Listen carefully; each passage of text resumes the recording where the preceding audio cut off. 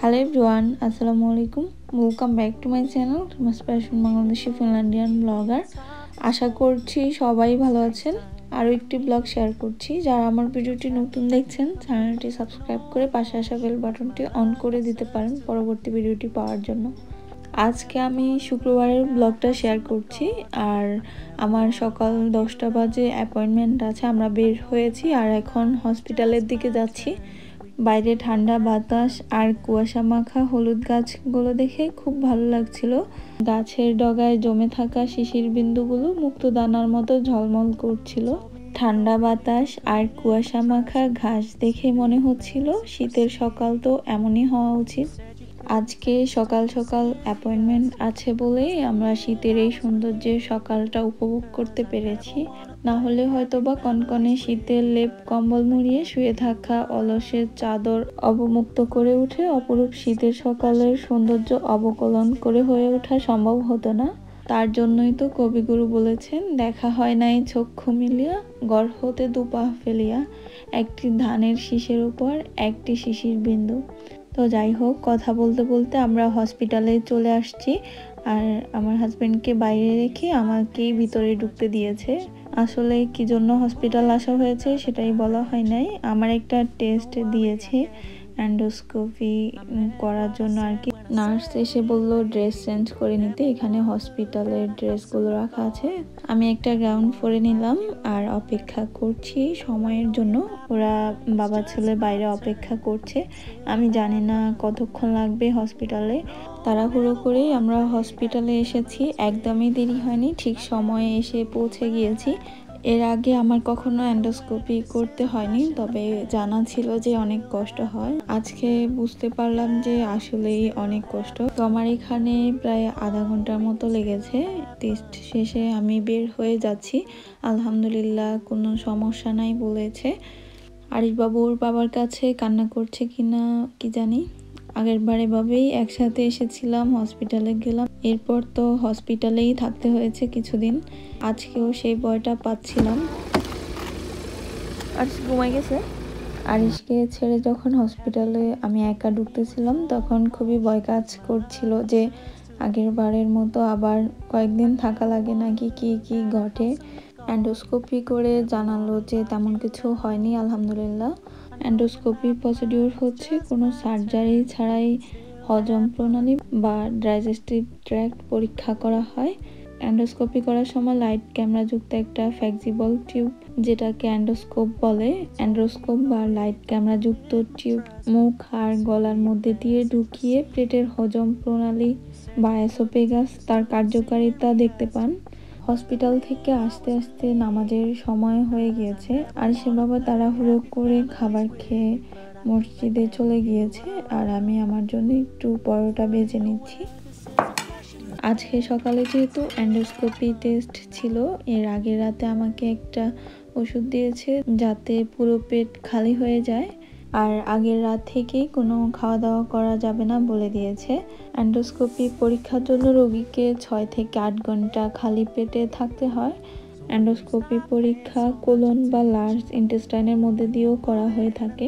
Intestine পেটের ভেতরের যে অংশ থাকে সেই অংশে পরীক্ষা করা হয়ে থাকে। আর এই পদ্ধতিকে কোলোনোস্কোপিও বলে। কোলন পরীক্ষার উপরই এই চিকিৎসা পদ্ধতি নির্ভর করে থাকে। পেটের যন্ত্রণা, আলসার, গ্যাস্ট্রিক বা অন্যান্য কঠিন সমস্যা দেখা দিলে, অভ্যাসে পরিবর্তন ঘটলে মানে ক্রনিক কনস্টিপেশন বা ডায়রিয়া, হজম প্রণালীতে রক্তক্ষরণ ঘটলে বা কোলন বেড়ে গেলে চিকিৎসকরা এন্ডোস্কোপ ব্যবহার করেন বায়োপসি করার জন্য।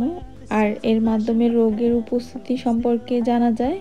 আলসার থেকে রক্তক্ষরণের কারণ খুঁজে বের করার পাশাপাশি রক্তপাত বন্ধ করতেও সাহায্য করে। কোলন পলিপস বন্ধ করে কোলন ক্যান্সারের সম্ভাবনাও কমায়। আরিশবাবু ঘুম থেকে ওঠার পর ওকে খাবার খাইয়ে দিলাম। আর এর মধ্যে ওর বাবাও চলে আসছে। তো ওকে বললাম যে অনেক দিন হচ্ছিল ছেলেকে একটু দোলনায় বসানো হয় না, বাইরে বৃষ্টিও ছিল আর অনেক সময় দেখা যায় আসতেও ইচ্ছে করে না। পরে দুজনে মিলে আজকে আসলাম, আরিশবাবুকে একটু দোলনায় বসালাম। বাইরের গাছপালাগুলো দেখতে খুবই ভালো লাগে, তবে আজকে একটু মেঘলা মেঘলা, বাইরে ঠান্ডাও আছে বেশ। কানটুপিটা পরিয়ে দিলাম। সে তো খুবই খুশি দোলনায় বসে। দোলনায় বসানোর পর এই খুশিটা দেখলে কলিজাটা ঠান্ডা হয়ে যায়।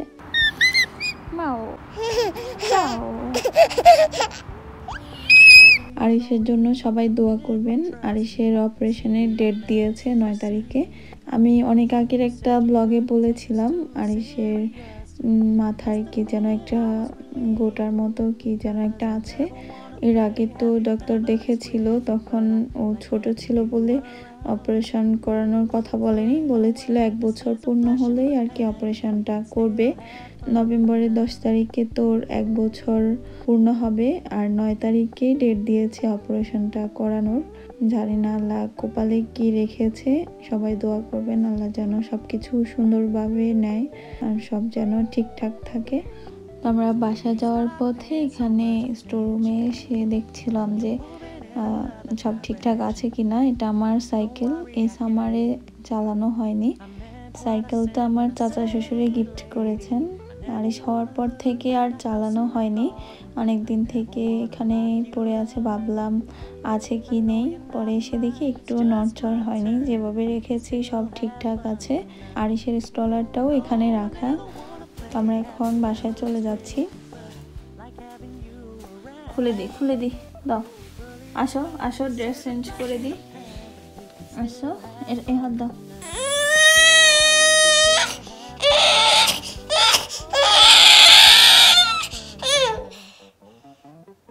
তো বাসায় এসে দেখলাম যে আরিশের বাবা আসার সময় চাচুর সাথে যে একসাথে নামাজ পড়তে গেল দেখা হলো। কাকি আবার আমাদের জন্য কেক বানিয়ে দিয়েছে, খুবই সুন্দর। উপর দিয়ে দেখেই তো খুবই লোভনীয় লাগছে। আমি কেটে নিচ্ছি, ভিতরটাও খুবই সুন্দর হয়েছে। এখন একটু খেয়ে দেখি কেমন। কেটেই সাথে সাথে অপেক্ষা না করেই একটা খেয়ে নিলাম। দেখতে যেমনটা সুন্দর, খেতে এর চেয়েও বেশি মজা হয়েছে। সব কিছু একদম পারফেক্ট ছিল, খুবই মজা লেগেছে আমার কাছে। আরিশের বাবাকেও একটু দিলাম, আরিশ বাবুও পছন্দ করেছে, ও দেখছিলাম যে খেতে চাচ্ছিল কেকটা। আরিশের তো এখন 1 বছর হতে যাচ্ছে। এখন আমরা কোনো কিছু খেতে গেলে টুকটাক একটু আধটু ও মুখে দেই, যেটা ও পছন্দ করে। এখানে আঙ্গুর ছিল, ও এনে ফ্রিজে রেখেছে যে আমার একদমই খেয়াল পড়েনি, বেরও করে দিইনি আর খাওয়া হয়নি। দেখছিলাম যে অনেকটা নষ্ট হয়ে গিয়েছে, ধুয়ে নিয়ে অল্প একটু খাওয়া গেল।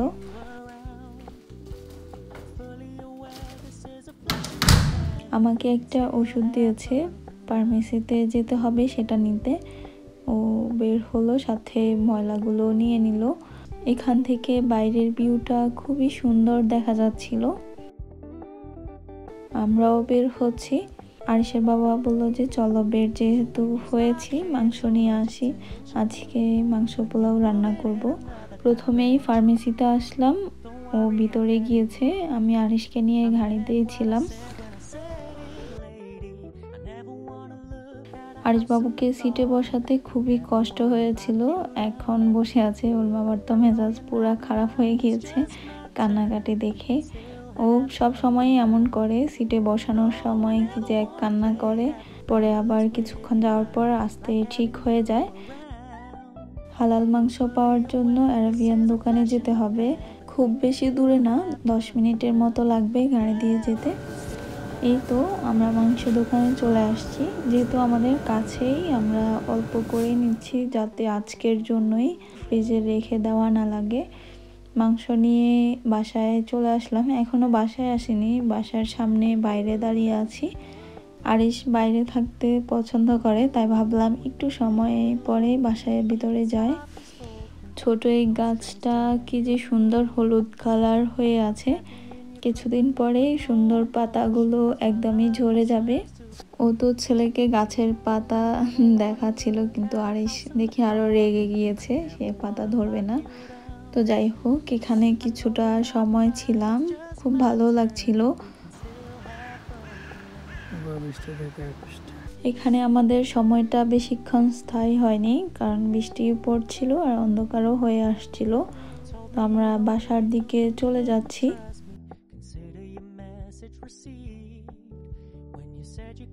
বাসায় চলে আসলাম আর আরিশ বাবু নিচে নেমে পড়লো তার খাবারের সন্ধানে, ময়লা খাওয়ার সন্ধানে আর কি। আরিশ এখন অনেকটাই হাঁটতে পারে মাশাল্লাহ। পরের ব্লগে ইনশাল্লাহ আরিশের হাঁটার ভিডিওটুকু শেয়ার করব। পোলাও রান্নার জন্য পোলাও চাউল নিয়ে নিলাম আর আমি পেঁয়াজ রসুন এগুলো কেটে নিচ্ছি। যেহেতু মাংস রান্না সেটা আরিশের বাবা করবে, আমি মূলত ওনার হেল্পার, অন্যান্য কাজগুলোতে সহযোগিতা করি আর কি। ও আসলে রান্না করতে পছন্দ করে।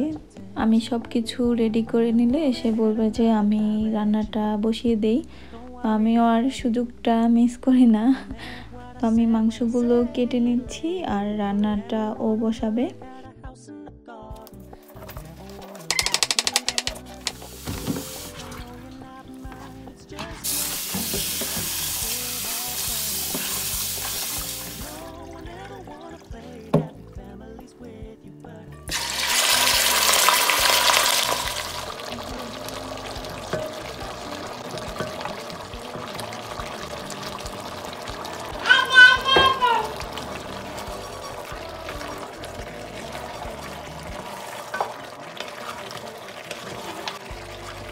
আরিশ, কি করো তুমি?